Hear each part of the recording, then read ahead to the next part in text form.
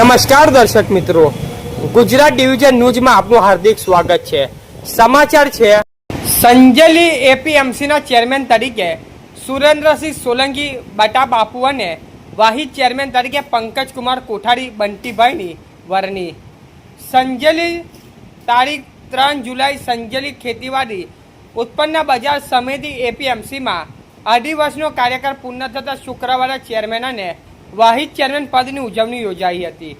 જિલ્લા register BC ચૌધરીના અધ્યક્ષસ્થાને બપોરે 12 વાગ્યે ડિરેક્ટરોની બેઠક યોજાઈ હતી, જેમાં નવા હોદ્દેદારોનો સર્વાનુમતે વરણી કરવામાં આવી હતી।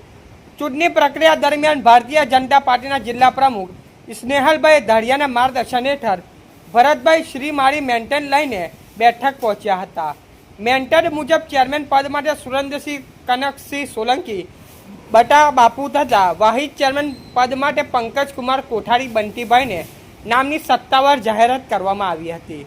ચૂંટણી પ્રક્રિયા શાંતિપૂર્ણ માહોલમાં પૂર્ણ થયા બાદ માર્કેટ યાર્ડ ખાતે કાર્યકરો, વેપારીઓ, ડિરેક્ટરો તથા સમર્થકોમાં આનંદનો માહોલ જોવા મળ્યો હતો। નવનિર્મુખ ચેરમેન અને વાહિદ ચેરમેનનું ફૂલહાર પહેરાવી ઉષ્માભેર સ્વાગત કરવામાં આવ્યું હતું। ત્યારબાદ ડીજેના તાલે વેપારીઓ, ગામના આગેવાનો, વડીલો અને કાર્યકરોની ઉપસ્થિતિમાં ભવ્ય વિજય સરઘસ કાઢવામાં આવ્યું હતું। સમગ્ર કાર્યક્રમ દરમિયાન ઉત્સાહ અને ઉજવણીનો માહોલ જોવા મળ્યો હતો।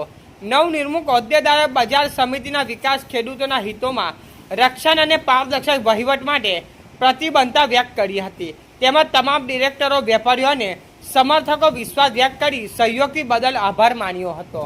રિપોર્ટર દિલીપભાઈ હરિજન, સંજય। સમાચાર જોવા માટે ગુજરાત ડિવિઝન ન્યૂઝ ચેનલને like, share, subscribe, bell icon press button દબાવવાનું ના ભૂલશો। ધન્યવાદ।